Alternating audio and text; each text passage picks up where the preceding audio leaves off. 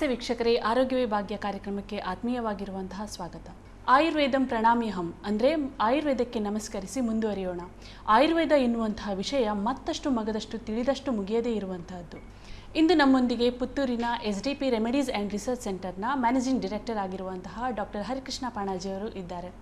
ಅವರೊಂದಿಗೆ ಇಂದು ಯಾವ ರೀತಿಯ ರೋಗದ ಬಗ್ಗೆ ಚರ್ಚೆ ಮಾಡೋಣ ಹಾಗೂ ವೀಕ್ಷಕರಿಗೆ ಇರುವಂತಹ ಯಾವ ಎಲ್ಲ ಸಂಶಯಗಳ ಬಗ್ಗೆ ಅವರು ನಿವಾರಣೆ ಮಾಡ್ತಾರೆ ಎನ್ನುವುದನ್ನು ನೋಡೋಣ. ಡಾಕ್ಟರ್, ಕಾರ್ಯಕ್ರಮಕ್ಕೆ ಆತ್ಮೀಯವಾಗಿರುವಂತಹ ಸ್ವಾಗತ. ಡಾಕ್ಟರ್, ಕಳೆದ ವಾರ ನಾವು ಜ್ವರದ ಬಗ್ಗೆ ಮಾತಾಡಿದ್ದೇವೆ. ಅಂದರೆ ಮಕ್ಕಳಿಗೆ ಬರುವಂತಹ ಜ್ವರಗಳು ಯಾವುದು, ಅವಕ್ಕೆ ನೀಡುವಂತಹ ಔಷಧಿಗಳೇನು ಹಾಗೂ ದೊಡ್ಡವರಿಗೆ ಬರುವಂತಹ ಜ್ವರದ ಲಕ್ಷಣಗಳೇನು, ಅವುಗಳಿಗೆ ಆಯುರ್ವೇದದಲ್ಲಿ ಯಾವ ರೀತಿಯ ಪರಿಹಾರ ಇದೆ ಎಂಬುದನ್ನು ತಿಳಿಸಿಕೊಟ್ಟಿದ್ದೀವಿ. ಇವತ್ತು ಯಾವ ಕಾಯಿಲೆಯ ಬಗ್ಗೆ ಹಾಗೂ ಅದಕ್ಕೆ ಆಯುರ್ವೇದದಲ್ಲಿ ಇರುವಂತಹ ನಿವಾರಣೆಯ ಬಗ್ಗೆ ಹೇಳ್ತಾ ಇದ್ದೀರಿ. ಭಾರತದಲ್ಲಿ ಅತಿಯಾಗಿ ಕಾಡುತ್ತಿರುವ ಒಂದು ಕಾಯಿಲೆ ಅಂತ ಹೇಳಿದರೆ ಮಧುಮೇಹ, ಅಂದರೆ ಡಯಾಬಿಟಿಸ್. ಸಾಮಾನ್ಯ ಈಗ ಮೊದಲೆಲ್ಲ ಒಂದು 50-60 ವರ್ಷಗಳಿಗೆ ಡಯಾಬಿಟಿಸ್ ಬರ್ತಾಯಿದ್ದು. ಹಾಗಲ್ಲ ಈಗ ಒಂದು 25-30 ವರ್ಷ ಆಗುವಾಗಲೇ ಡಯಾಬಿಟಿಸ್ನ ಲಕ್ಷಣಗಳು, ಡಯಾಬಿಟಿಸ್ನ ಒಬ್ಬ ರೋಗಿಯಾಗಿ ನಮಗೆ ಜನರು ಕಂಡು ಬರ್ತಾ ಇದ್ದಾರೆ. ಯಾಕೆಂತ ಹೇಳಿದರೆ ಶರೀರದಲ್ಲಿ ಇನ್ಸುಲಿನ್ನ ಪ್ರಮಾಣ ಯಾವಾಗ ಕಮ್ಮಿ ಆಗ್ತದೋ ಅಥವಾ ಬೇಕಾದಷ್ಟು ಉತ್ಪತ್ತಿ ಆಗೋದಿಲ್ಲೋ ಆವಾಗ ಡಯಾಬಿಟಿಸ್ ಉಂಟಾಗ್ತದೆ. ಇದಕ್ಕೆ ಮುಖ್ಯ ಕಾರಣ ಅಂತಂದರೆ ಮೆಟಬಾಲಿಸಮ್ದಾಗಿ ಈ ತೊಂದರೆಗಳು, ಮೆಟಬಾಲಿಸಮ್ ಸರಿಯಾಗಿ ಆಗದೇ ಇರುವುದರಿಂದ ಈ ತೊಂದರೆಗಳು ಉಂಟಾಗ್ತದೆ. ಡಾಕ್ಟರ್, ಮೆಟಾಬಾಲಿಸಮ್ ಅಥವಾ ಮೆಟಾಬಾಲಿಕ್ ಅಂದರೆ ಏನು? ಮೆಟಾಬಾಲಿಸಮ್ ಅದೊಂದು ರಾಸಾಯನಿಕ ಪ್ರಕ್ರಿಯೆ. ನೀವೇನು ತಿಂತೀರಾ ಪ್ರತಿಯೊಂದು ವಸ್ತು ಕೊನೆಗೆ ಗ್ಲುಕೋಸ್ ಆಗಿ ಕನ್ವರ್ಟ್ ಆಗ್ತದೆ. ಸೊ ಆ ಗ್ಲುಕೋಸ್ ಇದೆಯಲ್ಲ, ಅದು ನಮಗೆ ಶಕ್ತಿಯನ್ನು ಕೊಡುವಂಥದ್ದು. ಆ ಗ್ಲುಕೋಸ್ ಎಂಬುದು ಎಲ್ಲ ಜೀವಕೋಶಗಳಿಗೆ ಮುಟ್ಟಬೇಕು. ಹಾಗಾದರೆ ಮಾತ್ರ ನಾವು ತಿಂದದ್ದು ನಮಗೆ ಶಕ್ತಿಯಾಗಿ ಪರಿವರ್ತನೆ ಆಗ್ತದೆ. ನಾವು ಏನು ಗ್ಲುಕೋಸ್ ಕನ್ವರ್ಟ್ ಆಗಿರ್ತದೋ ಅದನ್ನು ಮುಟ್ಟಿಸಲಿಕ್ಕೆ ಬೇಕಾದರೆ ಇನ್ಸುಲಿನ್ ಬೇಕು. ಯಾವಾಗ ಇನ್ಸುಲಿನ್ ಕಮ್ಮಿ ಆಗ್ತದೋ ಆವಾಗ ಏನೆಲ್ಲ ನಮ್ಮ ಶಕ್ತಿದಾಯಕ ಗ್ಲುಕೋಸ್ ಸೆಲ್ಯುಲರ್ ಲೆವೆಲಿಗೆ, ಸೆಲ್ಸ್ಗಳಿಗೆ ಅಥವಾ ಜೀವಕೋಶಗಳಿಗೆ ಮುಟ್ಟುವುದಿಲ್ಲ. ಆವಾಗ ಏನಾಗ್ತದೆ, ನಮಗೆ ಶಕ್ತಿ ಉಂಟಾಗೋದಿಲ್ಲ. ತಿನ್ನೋದೆಲ್ಲ ವ್ಯರ್ಥ ಆಗ್ತದೆ, ತಿನ್ನೋದೆಲ್ಲ ಮೂತ್ರದಲ್ಲಿ ಹೋಗೋದು. ಅದಕ್ಕೆ ನಾವು ಹೇಳಿ, ನೀವು ಸಕ್ಕರೆ ತಿಂದರೂ ಸಹ ಅಥವಾ ಯಾರಾದರೂ ಸಕ್ಕರೆ ತಿಂದ ಕೂಡಲೇ ಮೂತ್ರದಲ್ಲಿ ಹೋಗ್ತಾ ಇರುವುದು ಅಂತ ಹೇಳ್ತೇವೆ. ಮೂತ್ರದಲ್ಲಿ ಸಕ್ಕರೆ ಇದೆ, ರಕ್ತದಲ್ಲಿ ಸಕ್ಕರೆ ಇದೆ. ಯಾಕಂದರೆ ನಾವು ಅದು ಎಳೆಯುವುದಿಲ್ಲ, ಶರೀರಕ್ಕೆ ನಮಗೆ ಶಕ್ತಿನೇ ಕೊಡುವುದಿಲ್ಲ, ಅದು ವೇಸ್ಟ್ ಆಗಿ ಹೋಗ್ತದೆ. ಸೊ ಅಲ್ಲಿ ಪ್ರಾಪರಾಗಿ ಮೆಟಬಾಲಿಸಮ್ ಆಗ್ತದೆ. ಅಂತ ಇಂಪ್ರಾಪರ್ ಮೆಟಬಾಲಿಸಮೇ ಡಯಾಬಿಟಿಸ್ ಆಗಲಿಕ್ಕೆ ಒಂದು ಕಾರಣ ಆಗ್ತದೆ. ಡಾಕ್ಟರ್, ಹಾಗಾದರೆ ಡಯಾಬಿಟಿಸ್ನ ಲಕ್ಷಣಗಳೇನು? 3 ಅತಿಗಳು, ಅಂದರೆ ಅತಿ ಯಾವುದು ಎಲ್ಲ ಕಾಣ್ತಾ ಅದು ಡಯಾಬಿಟಿಸಲ್ಲಿ ಕಂಡು ಬರ್ತವೆ. ಒಂದು ಅತಿಯಾದ ಮೂತ್ರ, ಒಂದು ಅತಿಯಾದ ಬಾಯಾರಿಕೆ, ಮತ್ತೊಂದು ಅತಿಯಾದ ಹಸಿವೆ. ಈ 3 ಇದ್ದ ಕೂಡಲೇ ನೀವು ಒಬ್ಬ ವ್ಯಕ್ತಿಯನ್ನು ಡಯಾಬಿಟಿಸ್ ಇದೆ ಅಂತ ನಾವೊಂದು ಡೌಟ್ ಮಾಡ್ಬೋದು. ಕೆಲವರಿಗೆ ಕೈಕಾಲು ಉರಿಯುವುದು ಸಹ ಇರುತ್ತೆ. ಆದರೆ ಈ ಅತಿ ಹಸಿವು, ಅತಿ ಬಾಯಾರಿಕೆ ಮತ್ತು ಮೂತ್ರ ಆಗಾಗ ಹೋಗೋದು, ಇದಿಷ್ಟು ಡಯಾಬಿಟಿಸ್ನ ಲಕ್ಷಣಗಳು. ಇದು ಸಾಮಾನ್ಯವಾಗಿ ಒಬ್ಬ ಸಾಮಾನ್ಯ ಮಧುಮೇಹಿ ರೋಗಿ ಹತ್ರ ಕಂಡು ಬರುವಂತಹ ಲಕ್ಷಣಗಳು. ಓಕೆ ಡಾಕ್ಟರ್, ಹಾಗಾದರೆ ಡಯಾಬಿಟಿಸ್ ಉಂಟಾಗಲು ಕಾರಣಗಳೇನು ಡಾಕ್ಟರ್? ಒಂದು ಸರಿಯಾದ ಆಹಾರವನ್ನು ಇಂಪ್ರಾಪರ್ ಆಗಿ ಫುಡ್ ಸೇವನೆ ಮಾಡೋದು, ಅಂದರೆ ಸರಿಯಾದ ಸಮಯಕ್ಕೆ ಸೇವಿಸದಿರೋದು ಅಥವಾ ಅತಿಯಾಗಿ ಸೇವಿಸುವುದು. ಎರಡನೆಯದು ಎಕ್ಸರ್ಸೈಸು, ಅವನಿಗೆ ವ್ಯಾಯಾಮ ತಿಂತಾನೆ ಸರಿಯಾಗಿ ವ್ಯಾಯಾಮ ಮಾಡ್ತಾ ಇರೋದಿಲ್ಲ, ಇದು ಎರಡನೇ ಕಾರಣ. ಸೊ ವ್ಯಾಯಾಮ ಮತ್ತು ಆಹಾರ ಇವೆರಡು ಯಾವಾಗ ಅದನ್ನೊಂದು ಅಂತರವನ್ನು ಇಟ್ಟುಕೊಳ್ತಾರ ಆವಾಗ ಖಂಡಿತ ಯಾರಿಗೂ ಡಯಾಬಿಟಿಸ್ ಬರೋದಿಲ್ಲ. ನಾವು ತಿಂತೇವೆ, ಕೂತ್ಕೊಳ್ತೇವೆ, ಆವಾಗ ಮಾತ್ರ ನಾನು ಹೇಳಿದಂಥ ಈ ಮೆಟಬಾಲಿಸಮ್ ಸರಿಯಾಗದೆ ಇನ್ಸುಲಿನ್ ಆಗದ ಕಾರಣ ಅಲ್ಲಿ ಮಧುಮೇಹ ಉಂಟಾಗೋದು. ಡಾಕ್ಟರ್, ಇತ್ತೀಚೆಗೆ ಮಕ್ಕಳಲ್ಲಿ, ಹಿರಿಯರಲ್ಲಿ, ಎಲ್ಲ ವರ್ಗದವರಲ್ಲೂ ಕೂಡ ನಾವು ಮಧುಮೇಹ ರೋಗವನ್ನು ನೋಡ್ತೇವೆ. ಹಾಗಾದರೆ ಮಧುಮೇಹದಲ್ಲಿ ಕೂಡ, ಅಂದರೆ ಡಯಾಬಿಟಿಸಲ್ಲೂ ಕೂಡ ಬೇರೆ ಬೇರೆ ವಿಧಗಳಿವೆ? ಹೌದು, ಖಂಡಿತ. ಅದರಲ್ಲಿ ಒಂದು ಇನ್ಸುಲಿನ್ ಅಗತ್ಯ, ಅಂದರೆ ಉತ್ಪತ್ತಿ ಆಗೋದಿಲ್ಲ, ಕಂಪ್ಲೀಟ್ ಇನ್ಸುಲಿನ್ ಉತ್ಪತ್ತಿ ಆಗದಿರುವಂಥ ಒಂದು ವ್ಯವಸ್ಥೆ. ಇನ್ನೊಂದು ಸ್ವಲ್ಪ ಇನ್ಸುಲಿನ್ ಆಗ್ತದೆ ಅಂತ ಒಂದು ಎರಡನೇದು. ಮತ್ತು ಕೆಲವು ಜುವೆನೈಲ್ ಡಯಾಬಿಟಿಸ್ ಅಂತ ಹೇಳ್ತಾರೆ, ಮಕ್ಕಳಲ್ಲಿ ಬರುವಂಥದ್ದು. ಅವರು ಹುಟ್ಟುವಾಗಲೇ ಅಲ್ಲಿ ಪ್ಯಾಂಕ್ರಿಯಸ್ ಅಂತ ಒಂದು ಅವಯವ ಇದೆ ನಮ್ಮ ಶರೀರದಲ್ಲಿ, ಅಲ್ಲಿ ಇನ್ಸುಲಿನ್ ಉತ್ಪತ್ತಿ ಆಗುವಂಥದ್ದು. ಅವರಿಗೆ ಪೂರ್ಣ ಆ ಒಂದು ಅಂಶವೇ ಇರುವುದಿಲ್ಲ, ಅಲ್ಲಿ ಲ್ಯಾಂಗರೆನ್ಸ್ ಒಂದು ದೀಪ ಇರ್ತದೆ, ಅಲ್ಲಿ ಇನ್ಸುಲಿನ್ ಉತ್ಪತ್ತಿ ಆಗೋದು, ಅದು ಕಂಪ್ಲೀಟ್ ಇಲ್ಲದೇ ಇರುತ್ತದೆ. ಅದು ಜುವೆನೈಲ್ ಡಯಾಬಿಟಿಸ್ ಮಕ್ಕಳಿಗೆ ಬರುವಂಥದ್ದು.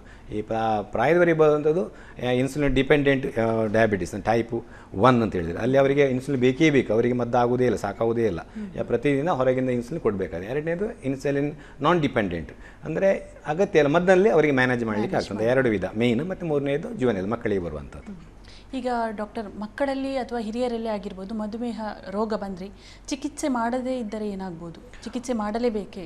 ಖಂಡಿತವಾಗಿ. ಒಂದು ವೇಳೆ ಇದೊಂದು ಮಧುಮೇಹವನ್ನೊಂದು ಸೈಲೆಂಟ್ ಕಿಲ್ಲರ್ ಅಂತ ಹೇಳ್ತಾರೆ. 1 ವರ್ಷ ಅಥವಾ 6 ತಿಂಗಳು ಅಥವಾ ಒಂದು 2 ಆರಾಮಲ್ಲಿ ಏನು ಆಗುವುದಿಲ್ಲ ಕಾಣಲಿಕ್ಕೆ. ಈ ನಾನು ಪ್ರಾರಂಭದಲ್ಲಿ ಹೇಳಿದಂತೆ ಅತಿ ಬಾಯಾರಿಕೆ ಅಥವಾ ಅತಿಮೂತ್ರ ಇರ್ಬೋದು, ಅದರಿಂದ ಅವನಿಗೆ ದೊಡ್ಡ ಸಂಗತಿ ಆಗೋದಿಲ್ಲ. ಆದರೆ ಕ್ರಮೇಣವಾಗಿ ಇನ್ನು ಗೊತ್ತಿಲ್ಲದ ಹಾಗೆ ನೆಗ್ಲೆಕ್ಟ್ ಮಾಡ್ತಾ ಹೋದರೆ ಒಂದು ಕಾಲಕ್ಕೆ ಅವನಿಗೆ ಕಿಡ್ನಿ ಫೇಲ್ಯೂರ್ ಆಗುವಂಥದ್ದು, ಡಯಾಬಿಟಿಕ್ ನೆಫ್ರೋಪತಿ ಹೇಳ್ತಾರೆ, ಅದೊಂದು ತೊಂದರೆ, ದೊಡ್ಡ ತೊಂದರೆ. ಎರಡನೇದು ಡಯಾಬಿಟಿಕ್ ರೆಟಿನೋಪತಿ ಅಂತ, ಕಣ್ಣು ಮಂಜಾಗ್ತಾ ಹೋಗುವುದು. 2 ದೊಡ್ಡ ಕಾಂಪ್ಲಿಕೇಶನ್ಸ್, ಕಿಡ್ನಿ ಫೇಲ್ಯೂರ್ ಅಥವಾ ಕಣ್ಣಿನ ತೊಂದರೆಗಳು. ಇದು ಮುಖ್ಯವಾಗಿ ಅದರಲ್ಲಿ ಆಗುವಂಥ. ಅದಲ್ಲದೆ ಅದಕ್ಕಿಂತ ಹೊರತಾಗುವಂಥದ್ದು ಈ ಹೈಪರ್ ಟೆನ್ಷನ್ ಅಂದರೆ BP ಜಾಸ್ತಿ ಆಗುವಂಥದ್ದು, ಹೃದಯ ಕಾಯಿಲೆಗಳು, ಇದಕ್ಕಿಂತ ಒಂದಕ್ಕೊಂದು ಪ್ರಾರಂಭವಾಗಿ ತೊಂದರೆ ಆಗ್ತದೆ. ಅದಕ್ಕೆ ಮತ್ತೊಂದು ನಿಮಗೆ ಗೊತ್ತಿರೋದು ಯಾವಾಗ ಅಂತ ಹೇಳಿದರೆ ಗಾಯಗಳದೇ ಗುಣ ಆಗದೆ ಇರುವಂಥದ್ದು. ಇದು ಇನ್ನೊಂದು ಕಾಂಪ್ಲಿಕೇಶನ್ ಈ ಡಯಾಬಿಟಿಸಿಂದು. ಆದ ಕಾರಣ ಕಿಡ್ನಿ ತೊಂದರೆಗಳು, ಕಣ್ಣಿನ ತೊಂದರೆಗಳು ಖಂಡಿತವಾಗಿ ಇದರ ಇನ್ನೊಂದು ಕಾಂಪ್ಲಿಕೇಶನ್ ಆಗಿ ಕಾಣ್ತದೆ. ಡಾಕ್ಟರ್, ಡಯಾಬಿಟಿಸ್ ಬಂದಿರುವಂಥ ಒಬ್ಬ ರೋಗಿಗೆ, ಸಾಮಾನ್ಯ ವ್ಯಕ್ತಿ ಆಗಿರ್ಬೋದು, ರೋಗಿ ಆಗಿರ್ಬೋದು, ಅವರ ಜೀವನ ಕ್ರಮ ಹೇಗಿರಬೇಕು? ಅವರು ಸಾಮಾನ್ಯವಾಗಿ ಆಹಾರದಲ್ಲಿ ಬಹಳ ನಿಯತನ್ನು ಇಟ್ಟುಕೊಳ್ಬೇಕು. ಈಗ ಕೆಲವರು ಡಯಾಬಿಟಿಸ್ ಹಿಡಿದುಕೊಳ್ಳಿ ತಿನ್ನದೇ ಇರುವುದು ಅಥವಾ ಏನು ಮುಟ್ಟದಿರೋ ಹಾಗೇನೇ ಇಲ್ಲ. ಪ್ರತಿ 2 ದಿನಕ್ಕೆ ಮತ್ತು 1 ವಾರಕ್ಕೊಮ್ಮೆ ಅವರ ಮಧುಮೇಹವನ್ನು ಹೇಗಿದೆ, ರಕ್ತದಲ್ಲಿ ಸಕ್ಕರೆ ಅಂಶ ಹೇಗಿದೆ, ಮೂತ್ರದಲ್ಲಿ ಸಕ್ಕರೆ ಅಂಶ ಹೇಗಿದೆ ಎಂಬುದನ್ನು ಪರೀಕ್ಷೆ ಮಾಡ್ತಾ ಇದ್ದುಕೊಂಡು ಅವು ನಿಯಮಿತವಾಗಿ ವ್ಯಾಯಾಮ ಮಾಡುವಂಥದ್ದು ಒಂದು, ಮತ್ತು ನಿಯಮಿತವಾಗಿ ಆಹಾರವನ್ನು ಸೇವಿಸುವಂಥದ್ದು. ಈಗ ಸಾಮಾನ್ಯವಾಗಿ ಅದಕ್ಕೆ ಬೇಡದಂಥ ಅದೀಗ ನಾನ್ ವೆಜಿಟೇರಿಯನ್ಸ್ ಆದರೆ ತುಂಬ ಮಾಂಸದ ಅಥವಾ ಫ್ರೈ ಮಾಡಿದ ವಸ್ತುಗಳನ್ನು ಜಾಸ್ತಿ ಅಂತ ಹೋದರೆ ಸಾಮಾನ್ಯವಾದ ಕೂಡಲೇ ಮಧುಮೇಹದ ಲಕ್ಷಣಗಳು ಜಾಸ್ತಿ ಬರ್ತದೆ, ಅವನಿಗೆ ತೊಂದರೆಗಳು ಜಾಸ್ತಿ ಇದೆ. ಅಂತ ಕಾರಣ ಅವನು ನಿಯಮಿತ ವ್ಯಾಯಾಮ ಮತ್ತು ನಿಯಮಿತ ಆಹಾರವನ್ನು ಅವನ ಜೀವನದಲ್ಲಿ ಅಳವಡಿಸಿಕೊಳ್ಬೇಕು. ನಮ್ಮ ಬಹಳಷ್ಟು ರೋಗಿಗಳಿಗೆ ಗೊತ್ತಿರುವುದಿಲ್ಲ, ಅಥವಾ ಸಾಮಾನ್ಯ ವ್ಯಕ್ತಿಗೆ ಆಗಿರ್ಬೋದು ಗೊತ್ತಿರುವುದಿಲ್ಲ. ಹಾಗಾದರೆ ನಿಖರವಾಗಿ ಎಷ್ಟು ದಿನಗಳಿಗೆ ಒಂದು ಸಾರಿ ನಾವು ಪರೀಕ್ಷೆ ಮಾಡ್ಕೋಬೇಕು ಡಾಕ್ಟರ್? ಒಬ್ಬ ಮಧುಮೇಹಿ ರೋಗಿಯಾಗಿದ್ದರೆ ಅವು ಖಂಡಿತವಾಗಿ ತಿಂಗಳಿಗೊಮ್ಮೆ ಆದರೂ. ತುಂಬ ವ್ಯತ್ಯಾಸಗಳಿದೆ. ಕೆಲವೊಮ್ಮೆ ಅವನ ಅಬ್ನಾರ್ಮಲ್ ಬ್ಲಡ್ ಶುಗರ್ ಅಥವಾ ಬ್ಲಡ್ ಯೂರಿನ್ ಶುಗರ್ ಜಾಸ್ತಿ ಇದ್ದರೆ ಒಂದು ವಾರಕ್ಕೊಮ್ಮೆ ಚೆಕ್ ಮಾಡ್ತಾ ಬೇಕು. ಅವನ ಕ್ರಮ ಅಂದರೆ ಒಂದು ನಿಯಮಿತವಾಗಿ ಉಂಟುಂದಿದ್ದರೆ ತಿಂಗಳಿಗೊಮ್ಮೆ ಪರೀಕ್ಷೆ ಮಾಡಿ ಸಾಕು. ನಾನು ಸಾಮಾನ್ಯವಾಗಿ ನಮಗೆ ಡಯಾಬಿಟಿಸ್ ಯಾವುದೇ ಲಕ್ಷಣ ಇಷ್ಟವರೆಗೆ ಇಲ್ಲದಿದ್ದರೂ ಪ್ರತಿಯೊಬ್ಬರೂ ಸಹ ಒಂದು 6 ತಿಂಗಳಿಗೊಮ್ಮೆ ಮೂತ್ರ ಪರೀಕ್ಷೆ, ರಕ್ತ ಪರೀಕ್ಷೆಗಳನ್ನು ಈಗಿನ ಯಾಕಂದರೆ ಈ ಒತ್ತಡದ ಪರಿಸ್ಥಿತಿ ಇವಾಗ ಹೆಚ್ಚಾಗಿ ನಾನು ಇನ್ನೊಂದು ಹೇಳಬೇಕು ಅಂದರೆ ಒತ್ತಡವೂ ಸಹ ಮಧುಮೇಹ ಉಂಟಾಗಲಿಕ್ಕೆ ಇನ್ನೊಂದು ಕಾರಣ. ಸೊ ಅದ ಕಾರಣ ಒಂದು 6 ತಿಂಗಳಿಗೊಮ್ಮೆ ರೂಟೀನ್ ಟೆಸ್ಟ್ ಹೇಳ್ತಾರೆ, ಈ ರಕ್ತ ಮೂತ್ರ ಪರೀಕ್ಷೆಗಳನ್ನು ಮಾಡೋದು ಬಹಳ ಉತ್ತಮ ನಿಮ್ಮ ಸಾಮಾನ್ಯ ಆರೋಗ್ಯವನ್ನು ಕಾಪಾಡಿಕೊಳ್ಳಲಿಕ್ಕೆ. ಮಧುಮೇಹದ ಬಗ್ಗೆ ಮತ್ತೆ ನಮ್ಮ ಚರ್ಚೆಯನ್ನು ಮುಂದುವರಿಸೋಣ, ಆದರೆ ಅದಕ್ಕಿಂತ ಮುಂಚೆ ಒಂದು ಸಣ್ಣ ವಿರಾಮ.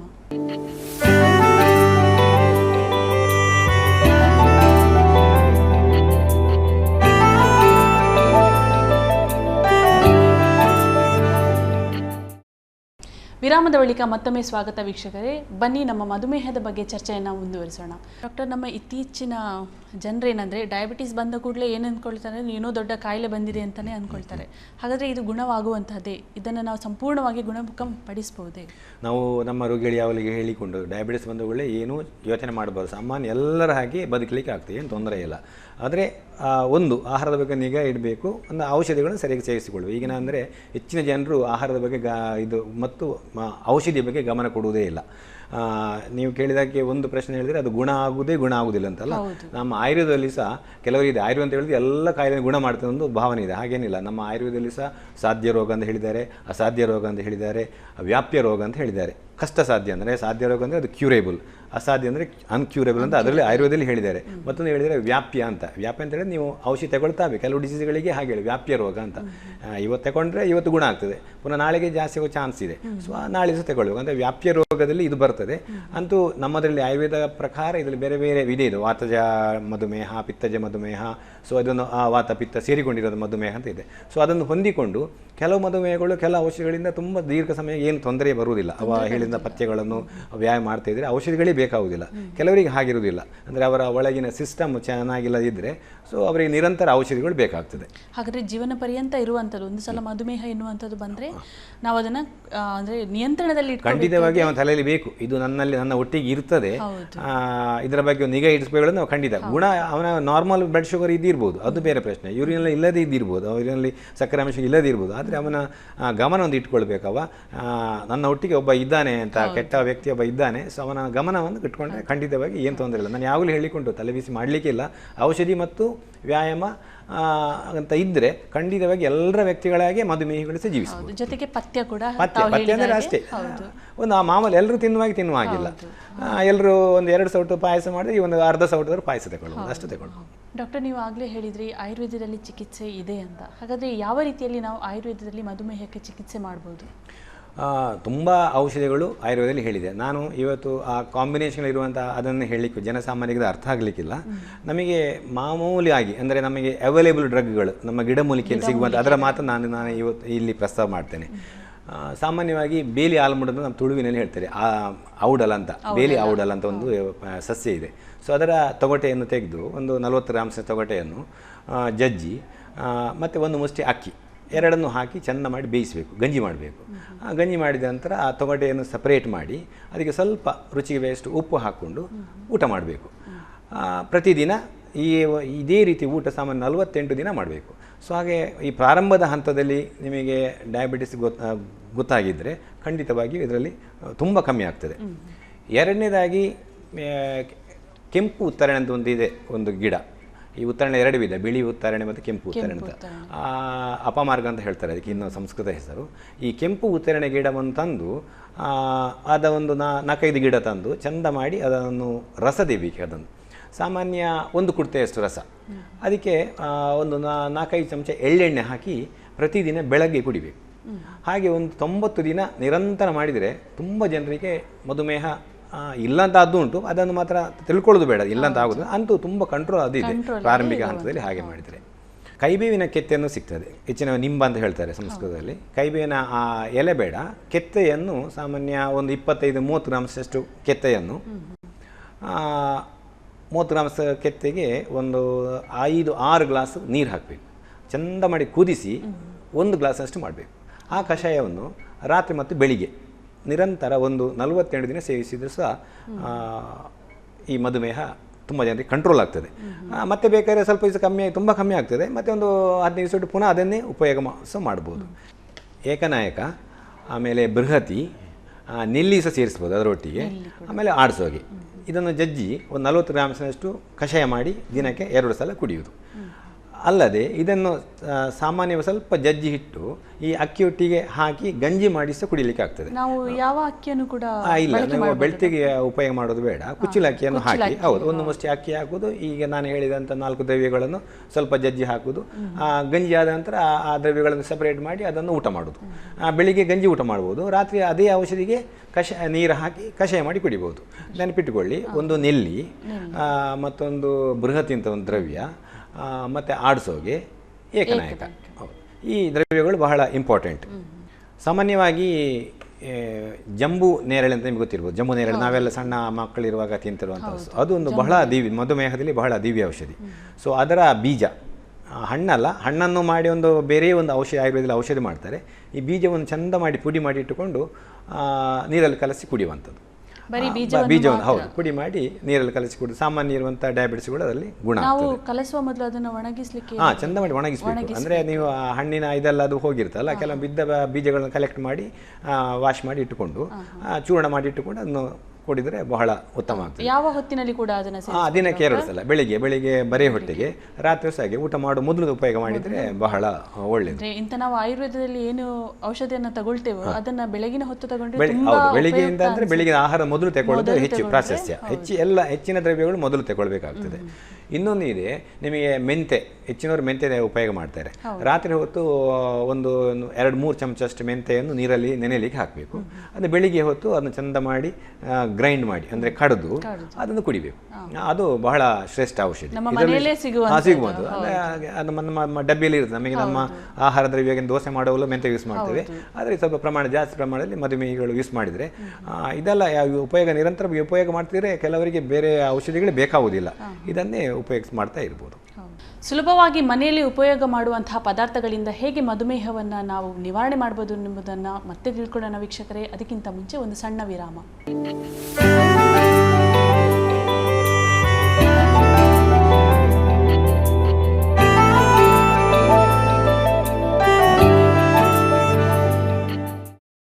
ವಿರಾಮದ ಬಳಿಕ ಮತ್ತೊಮ್ಮೆ ಸ್ವಾಗತ ವೀಕ್ಷಕರೇ. ಬನ್ನಿ ಡಾಕ್ಟರ್ ಜೊತೆ ನಮ್ಮ ಚರ್ಚೆಯನ್ನು ಮುಂದುವರಿಸೋಣ. ಮಧುಮೇಹವನ್ನು ಯಾವ ರೀತಿ ನಿಯಂತ್ರಣದಲ್ಲಿ ಇಟ್ಟುಕೊಳ್ಳಬಹುದು ಎಂಬುದನ್ನು.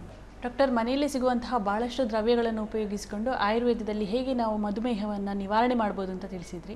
ಡಾಕ್ಟರ್, ನನಗಿರುವಂತಹ ಒಂದು ಪ್ರಶ್ನೆ ಏನಂದರೆ, ಮಧುಮೇಹ ಅಥವಾ ಡಯಾಬಿಟಿಸ್ ಎನ್ನುವಂಥದ್ದು ವಂಶ ಪಾರಂಪರ್ಯವಾಗಿ ಬರುವಂತಹ ರೋಗವೇ? ಬರಲೂಬಹುದು, ಒಂದು ಚಾನ್ಸ್ ಇದೆ. ತಂದೆ ತಾಯಿಗಳಿಗೆ ಇಬ್ಬರಿಗಿದ್ರು ಸಹ ಅಜ್ಜನಿಗಿದ್ರು ಸಹ ಬರುವ ಪಾಸಿಬಿಲಿಟಿ ಜಾಸ್ತಿ. ಬರಲೇಬೇಕು ಅಂತ ಏನಿಲ್ಲ. ಆದರೆ ಅವರು ಸ್ವಲ್ಪ ಜಾಗೃತಿಯಾಗಿದ್ದರೆ, ಈಗ ಪರಂಪರೆಯಲ್ಲಿರುವ ಅವನಿಗೆ ಆ ಪಾಸಿಬಿಲಿಟಿ ಇದ್ದರೂ ಸಹ ನಾನು ಹೇಳಿದಂಥ ಸರಿಯಾಗಿ ಎಕ್ಸಸೈಸ್, ನಿಯಮಿತವಾದ ಆಹಾರ ಇದ್ದರೆ ಖಂಡಿತವಾಗಿ ಬರ್ಬೋದು. ಎಷ್ಟೋ ತಂದೆ ತಾಯಿಗಳ ಅಜ್ಜಂದರಿಗೆಲ್ಲ ಇದ್ದ ವ್ಯಕ್ತಿಗಳಿಗೆ ಅವರು ಸರಿಯಾಗಿದ್ದರೆ ಅವರಿಗೆ ಮಧುಮೇಹ ಬರುವುದೇ ಇಲ್ಲ. ಒಂದು ವೇಳೆ ಬಂದರೆ ಸ್ವಲ್ಪ ಕಷ್ಟ ಇರ್ತದೆ. ಈಗ ಈ ಪರಂಪರೆಯಿಂದ ಬರುವಂಥ ಮಧುಮೇಹ ಇದೆಯಲ್ಲ, ಅದು ಸ್ವಲ್ಪ ಕಷ್ಟವೇ. ಯಾಕಂದರೆ ಅವ ಖಂಡಿತವಾಗಿ ಸ್ವಲ್ಪ ಜೀವನದಲ್ಲಿ ಸಫರ್ ಆಗ್ತಾನೆ ಅಂತ ಲೆಕ್ಕ. ಅಂದರೆ ಅವ ಸ್ವಲ್ಪ ಸ್ಟ್ರಿಕ್ಟಾಗಿ ಫಾಲೋ ಮಾಡಬೇಕಾಗ್ತದೆ. ಈ ಹೊಸದಾಗಿ ಶುರುವಾಗ್ತಲ್ಲ, ಅವರಿಗೆ ಅಷ್ಟು ತೊಂದರೆ ಆಗೋದಿಲ್ಲ. ಅವರಿಗೆ ಭಾಳ ಸುಲಭದಲ್ಲಿ ಅವರನ್ನು ಮ್ಯಾನೇಜ್ ಮಾಡಲಿಕ್ಕೆ ಆಗಿದೆ. ಪರಂಪರೆಯಿಂದ ಬರೋ ಸ್ವಲ್ಪ ಕಷ್ಟ, ಆದರೆ ಬರಲೇಬೇಕು ಅಂತ ನಿಯತಿ ಏನಿಲ್ಲ. ಅಂದರೆ ಪಾರಂಪರ್ಯವಾಗಿ ಬಂದಿರುವಂತಹ ಮಧುಮೇಹ ಈ ಸಾಮಾನ್ಯವಾಗಿ ಹೊಸದಾಗಿ ಬರುವಂತಹ ಮಧುಮೇಹಕ್ಕಿಂತಲೂ ಸ್ವಲ್ಪ ಜಾಸ್ತಿ ನಾವು ಜಾಗೃತಿ ಬೇಕು. ಈಗ ನಾವು ಕಂಡುಕೊಂಡಂತೆ, ಈಗ ಪ್ರಾರಂಭದಲ್ಲಿ ನಾವು ನಮ್ಮ ಚಿಕಿತ್ಸಾಲಯಕ್ಕೆ ಔಷಧಿಗೆ ಬಂದಿರುವಾಗ ಏನೋ ಒಂದು ಲಕ್ಷಣ ನೋಡಿಕೊಂಡು ಮಧುಮೇಹ ಇರ್ಬೋದು ನಾವು ಡೌಟ್ ಮಾಡ್ತೇವೆ. ಸೊ ಪ್ರಥಮವಾಗಿ ಅವನನ್ನು ಆಯುರ್ವೇದಿಕ್ ಪ್ರಕಾರವೇ ಚಿಕಿತ್ಸೆ ಮಾಡಿದರೆ, ನಾನು ನೋಡಿದಾಗೆ ಸಾಮಾನ್ಯ 300-400 ವರೆಗೆ ಹೋದಂಥ ಬ್ಲಡ್ ಶುಗರ್ಗಳು ಭಾಳ ಚೆಂದ ಮಾಡಿ, ಏನು ಹೆಚ್ಚು ಸ್ಟ್ರೈನ್ ತಗೊಳ್ಳದೆ, ತೊಂದರೆ ಆಗದೆ ಕಮ್ಮಿ ಆಗ್ತದೆ. ಆಯುರ್ವೇದದಲ್ಲಿ ತುಂಬ ಜನರಿಗೆ ವಿಶೇಷ ಔಷಧಿಗಳಿಲ್ಲದೆ ಸಣ್ಣ ಒಂದೆರಡು ಔಷಧಿಗಳು, ಒಂದು ಮಾತ್ರೆಗಳ ಅಥವಾ ಕಷಾಯಗಳಿನ ಮೂಲಕ ಗುಣ ಮಾಡಲಿಕ್ಕೆ ಆಗ್ತದೆ. ಆದರೆ ಪ್ರಾರಂಭದಲ್ಲಿ ಆಯುರ್ವೇದದಲ್ಲಿ ಮೂಲಕವೇ ಚಿಕಿತ್ಸೆಯನ್ನು ಪ್ರಾರಂಭ ಮಾಡಿಸಬೇಕು. ಬಹಳ ಉತ್ತಮವಾಗಿ ಆಯುರ್ವೇದದಲ್ಲಿ ಮ್ಯಾನೇಜ್ ಮಾಡಲಿಕ್ಕೆ ಆಗ್ತದೆ. ಆಯುರ್ವೇದದಲ್ಲಿ ನಿಮಗೆ ಸಿಗುವಂಥ ಇನ್ನೊಂದು ದ್ರವ್ಯ ಅಂತ ಹೇಳಿದರೆ, ಮಧುಮೇಹಕ್ಕೆ ಕೈಬೇವಿನ ಎಲೆ, ಅದನ್ನು ಸಹ ಪುಡಿ ಮಾಡಿ ಇಟ್ಟುಕೊಂಡು ಉಪಯೋಗ ಮಾಡ್ಬೋದು. ಆದರೆ ಎಲ್ಲ ಈ ಔಷಧಿಗಳು ಸಹ ಸಾಮಾನ್ಯವಾಗಿ ಎಲ್ಲರಿಗೂ ಆಗ್ತದೆ ಹೇಳಲಿಕ್ಕೆ ಆಗೋದಿಲ್ಲ. ನಮ್ಮದರಲ್ಲಿ ನಾವು ಯಾವಾಗಲೂ ಆಯುರ್ವೇದವನ್ನು ವಾತ ಪಿತ್ತ ಕಫ ಅಂತೇಳಿ ಅವನವನ ಪ್ರಕೃತಿಗೆ ಹೊಂದಿಕೊಂಡು ಇದನ್ನೆಲ್ಲ ಚೇಂಜ್ ಮಾಡಬೇಕಾಗ್ತದೆ. ಒಬ್ಬನಿಗೆ ಆದಾಗ ಇನ್ನೊಬ್ಬನಿಗೆ ಆಗೋದಿಲ್ಲ. ಇನ್ನೊಂದು ಬಹಳವಾಗಿ ಉಪಯೋಗ ಆಗುವಂಥದ್ದು ಖಾರವೆಲ್ಲಕ್ಕಂತ ಹೇಳ್ತಾರೆ, ಕಂಚೋಳು ಅಂತ ನಾವು ತುಳುವಿಯಲ್ಲಿ ಹೇಳ್ತೇವಲ್ಲ, ಅದು ಬಹಳ ಒಂದು ಮಧುಮೇಹಕ್ಕೆ ದಿವ್ಯ ಔಷಧಿ. ಹಾಗಂತೇಳಿ ಎಲ್ಲರಿಗೂ ಅದು ಆಗೋದಿಲ್ಲ. ಸಾಮಾನ್ಯ ಪಿತ್ತ ಪ್ರಕೃತಿ ಅಂತ ಇದ್ದವರಿಗೆ ಅದು ಅಷ್ಟು ಉಪಯೋಗಕ್ಕೆ ಬರುವುದಿಲ್ಲ. ಆದರೆ ಕಫ ಪ್ರಕೃತಿಯವರಿಗೆ ಅದರ ರಸಗಳನ್ನು ದಿನಕ್ಕೆ 1-2 ಚಮಚದಷ್ಟು ರಸ ನಿರಂತರ ತಗೊಂಡವರಿಗೆ ತುಂಬ ಅದರಲ್ಲೇ ಕಮ್ಮಿ ಆಗ್ತದೆ. ಈಗ ನಮ್ಮಲ್ಲಿ ಹೇಳಲಿಕ್ಕಿದೆ, ನೀವು ಮಧುಮೇಹ ಇದ್ದರೆ ಬೇರೆ ಯಾವ ತಗೊಳ್ಬೇಡಿ, ಕಂಚುಳು ರಸ ಒಂದು ಮಾತ್ರ ತಗೊಳ್ಳಿ ಅಂತ. ಆದರೆ ಅದು ಒಂದು ಲೆಕ್ಕ ತಪ್ಪೋದು. ಆಯುರ್ವೇದ ಪ್ರಕಾರ ಒಂದು ಔಷಧಿ ಎಲ್ಲರಿಗೂ ಆಗುವುದೇ ಇಲ್ಲ. ಅವರವರ ದೇಹ ಪ್ರಕೃತಿ ನಾವು ಹೆಚ್ಚಾಗಿ ನಮ್ಮ ಅನಲೈಸ್ ಮಾಡಬೇಕಂದ್ರೆ ಅವನ ವಾತ ಪ್ರಕೃತಿ, ಅವನ ಪಿತ್ತ ಪ್ರಕೃತಿಯನ್ನ ಯಾವುದು ಅಲ್ಲಿ ಇದೆ ಎಂಬುದು ನೋಡಿಕೊಂಡು ಔಷಧಿ ಸೆಲೆಕ್ಟ್. ನಾನು ಏನು ಈಗೆಲ್ಲ ಇಷ್ಟೆಲ್ಲ ಹೇಳಿದ್ದೇನೆ ಅದು ಎಲ್ಲರಿಗೂ ಆಗುದು. ಆದರೆ ಎಲ್ಲೋ ಸಾಮಾನ್ಯವಾಗಿ ನಾವೀಗ ಇಂಥ ನಮ್ಮ ಲಕ್ಷಣವನಿಗೆ ಹೇಳಿಕೊಳ್ಳಲಿಕ್ಕೆ ಸಾಧ್ಯ ಇಲ್ಲ. ಆದರೆ ಹೆಚ್ಚಾಗಿ ವಾತ ಪ್ರಕೃತಿ ಅಂತ ಹೇಳಿದರೆ ಅವ ತುಂಬ ಕ್ಷೀಣವಾಗಿರುವಂಥ ವ್ಯಕ್ತಿ, ಅವರಿಗೊಂದು ಔಷಧಿ. ಪಿತ್ತ ಪ್ರಕೃತಿ ಅಂದರೆ ಸ್ವಲ್ಪ ಚುರುಕಿರುವಂಥ ವ್ಯಕ್ತಿ, ಸೊ ಅವರಿಗೊಂದು ಔಷಧಿ. ಕಫ ಪ್ರಕೃತಿ ಅಂತ ಹೇಳಿದರೆ ಸ್ವಲ್ಪ ತೋರಾಗಿರ್ತಾರೆ ಅವರು, ಸ್ವಲ್ಪ ನಿಧಾನವೇ ಕೆಲಸ ಮಾಡುವಂಥವರು, ಸೊ ಅದು ಅವರಿಗೆ ಆಗುವಂಥ ಔಷಧಿ ಬೇರೆ. ಸಾಮಾನ್ಯವಾಗಿ ಎಲ್ಲವನ್ನು ಉಪಯೋಗ ಮಾಡಬಹುದು. ಆದರೆ ಈ ಪ್ರಕೃತಿಯನ್ನು ನೋಡಿಕೊಂಡು ಉಪಯೋಗ ಮಾಡಿದರೆ ಖಂಡಿತವಾಗಿ ಎಲ್ಲ ಔಷಧಿಗಳು ಬಹಳ ನಿಖರವಾಗಿ ಕೆಲಸ ಮಾಡ್ತದೆ. ಯಾಕೆ ನಮಗೆ ಎಲ್ಲ ಔಷಧಿಗಳು ಎಲ್ಲರಿಗೂ ಗುಣ ಆಗುವುದಿಲ್ಲ ಅಂತ ಹೇಳಿದರೆ ಈ ಚಿಂತನೆ ಇಲ್ಲದಿದ್ದರೆ ಮಾತ್ರ. ಅದನ್ನು ಒಬ್ಬ ವೈದ್ಯನಿಗೆ ಮಾತ್ರ ಮಾಡಲಿಕ್ಕೆ ಸಾಧ್ಯ, ಸಾಮಾನ್ಯ ಜನರಿಗೆ ಮಾಡಲಿಕ್ಕೆ ಆಗುವುದಿಲ್ಲ. ಒಬ್ಬ ಆಯುರ್ವೇದ ವೈದ್ಯ ಅಥವಾ ವೈದ್ಯರ ಬಗ್ಗೆ ತಿಳಿದವ ಅಲ್ಲಿಗೆ ಹೋದರೆ ಆವಾಗ ಅವರಿಗೆ ಅನಲೈಸ್ ಮಾಡಲಿಕ್ಕೆ ಆಗ್ತದೆ, ಈ ವ್ಯಕ್ತಿ ಯಾವ ಇದು ಕ್ಯಾಟಗರಿ ಸೇರಿದವ. ಸೊ ಆವಾಗ ನಮಗೆ ಡ್ರಗ್ ಸಿಗಲಿಕ್ಕೆ ಸುಲಭ. ಈಗ ನಾನೀಗೇನು ಹೇಳಿದೆಲ್ಲವೂ ಸಾಮಾನ್ಯ ಉಪಯೋಗ ಮಾಡ್ಬೋದು. ಆದರೆ ಪರಿಣಾಮ 100% ಅಲ್ಲ, ಸೊ ಒಂದು 60%, 70% ಅವರಿಗೆ ನಿಖರವಾದ ಪರಿಣಾಮಗಳು ಇದರಲ್ಲಿ ಸಿಗ್ತದೆ. ಡಾಕ್ಟರ್, ಮನೆಯಲ್ಲಿ ಸಿಗುವಂತಹ ಇನ್ನು ಯಾವ ದ್ರವ್ಯಗಳನ್ನು ನಾವು ಮಧುಮೇಹಕ್ಕೆ ಔಷಧಿಯಾಗಿ ಬಳಕೆ ಮಾಡ್ಬೋದು? ನಿಮಗೆ ನಮ್ಮ ಅಡಿಗೆ ಮನೆಯಲ್ಲಿರುವಂಥ ಒಂದು ದ್ರವ್ಯ ಅರಸಿನ. ಸಾಮಾನ್ಯವಾಗಿ ಮತ್ತು ಉಪ್ಪಿನಕಾಯಿಗೆ ಅಥವಾ ಕೆಲವೊಮ್ಮೆ ಒಣಗಿಸಿ ನೆಲ್ಲಿಕಾಯಿ ಇಟ್ಟುಕೊಳ್ತಾರೆ. ಇದೆರಡು ಶ್ರೇಷ್ಠ ಔಷಧಿಗಳು. ನಮ್ಮ ಸಂಸ್ಕೃತದಲ್ಲಿ ನಿಶಾಮಲಕ್ಕಿ ಅಂತ ಹೇಳಿದರೆ, ನಿಶಾ ಅಂತ ಹೇಳಿದರೆ ಅರಸಿನಿಗೆ ನಿಶಾ ಅಂತ ಸಂಸ್ಕೃತ ಹೇಳೋದು, ಆಮಲಕ್ಕಿಂತ ನೆಲ್ಲಿಕಾಯಿಗೆ ಹೇಳೋದು. ನಿಶಾಮಲಕ್ಕಿಂತ ಒಂದು ಕಾಂಬಿನೇಷನ್, ಅದು ಬಹಳ ಒಂದು ಪ್ರಶಸ್ತವಾದಂತಹ ಒಂದು ಕಾಂಬಿನೇಷನ್. ಈ ಅರಸಿನ ಮತ್ತು ನೆಲ್ಲಿಕಾಯಿ ಈ ಒಣಗಿಸಿಟ್ಟುಕೊಂಡು ಅದನ್ನು ಚಂದ ಮಾಡಿ ಈಕ್ವಲ್ ಪ್ರಮಾಣದಲ್ಲಿ, ಸಮ ಪ್ರಮಾಣದಲ್ಲಿ ಹಾಕಿ ಪುಡಿ ಮಾಡಿ 1 ಚಮಚ ಬೆಳಿಗ್ಗೆ 1 ಚಮಚ ರಾತ್ರಿ ನೀರಿನೊಟ್ಟಿ ತಗೊಳ್ತಾ ಹೋದರೆ ಹೆಚ್ಚಿನ ಮಧುಮೇಹಗಳು ಅದರಲ್ಲಿ ಕಂಟ್ರೋಲ್ ಆಗ್ತದೆ. ಅಂದರೆ ನಾವು ಅರಶಿನ ಪೌಡರ್ಗಿಂತಲೂ ಕೊಂಬನ್ನು ತೆಗೆದುಕೊಂಡ್ರೆ ಇನ್ನೂ ಒಳ್ಳೆಯದು ಅಂತ. ಕರೆಕ್ಟ್, ಪೌಡರ್ ತಗೊಳ್ಬೇಕು. ಯಾಕಂದರೆ ನಮಗೆ ಅದರಲ್ಲಿ ಪ್ಯೂರಿಟಿ ಬಗ್ಗೆ ನಂಬಿಕೆ ಇರುವುದಿಲ್ಲ. ನಾವು ಅಂಗಡಿಯಿಂದ ಹೋಗಂತ ಅರಸಿನ ಕೂಡುಗ ತರುವುದು, ಅದನ್ನು ಚೆಂದ ಮಾಡಿ ಮಿಕ್ಸಿಯಲ್ಲಿ ಪುಡಿ ಮಾಡೋದು, ನೆಲ್ಲಿಕಾಯಿ ಸಿಗುವ ಸಮಯದಲ್ಲಿ ಅದನ್ನು ಒಣಗಿಸಿಟ್ಟುಕೊಳ್ಳೋದು, ಅದನ್ನು ಸಮ ಪ್ರಮಾಣದಲ್ಲಿ ಹಾಕ್ಕೊಂಡು ಚೆಂದ ಮಾಡಿ ಪುಡಿ ಮಾಡಿಕೊಂಡು ಒಂದೊಂದು ಚಮಚದಷ್ಟು ನೀರಿನೊಟ್ಟಿ ಕಲಸಿ ಕುಡಿಯೋದು ಬಹಳ ಒಳ್ಳೆ ನಿಶಾಮಲಕ್ಕೆ ಅಂತ ಹೇಳಿದರೆ ದೊಡ್ಡ ಶ್ರೇಷ್ಠ ಒಂದು ಕಾಂಬಿನೇಷನ್ ಆಯುರ್ವೇದದಲ್ಲಿ ಹೇಳಿರುವಂಥದ್ದು. ನೋಡಿದ್ರಲ್ಲ ವೀಕ್ಷಕರೇ, ಪುತ್ತೂರಿನ SDP ರೆಮಿಡೀಸ್ ಆ್ಯಂಡ್ ರಿಸರ್ಚ್ ಸೆಂಟರ್ನ ಡಾಕ್ಟರ್ ಹರಿಕೃಷ್ಣ ಪಾಣಾಜೆ ಅವರು ಮಧುಮೇಹ ರೋಗಕ್ಕೆ ಮನೆಯಲ್ಲಿ ಸಿಗುವಂತಹ ದ್ರವ್ಯಗಳನ್ನು ಉಪಯೋಗಿಸಿಕೊಂಡು ಸುಲಭ ರೀತಿಯಲ್ಲಿ ಹೇಗೆ ನಾವು ನಿವಾರಣೆ ಮಾಡ್ಬೋದು ಎಂಬುದನ್ನು ನಮಗೆ ತಿಳಿಸಿಕೊಟ್ಟಿದ್ದಾರೆ. ಧನ್ಯವಾದಗಳು ಡಾಕ್ಟರ್. ನಮಸ್ತೆ. ಮತ್ತೆ ಮುಂದಿನ ವಾರ ಮೂತ್ರದಲ್ಲಿ ಕಲ್ಲಿನ ಬಗ್ಗೆ ಡಾಕ್ಟರ್ ಜೊತೆ ಚರ್ಚೆ ಮಾಡೋಣ ವೀಕ್ಷಕರೇ. ನಮಸ್ಕಾರ.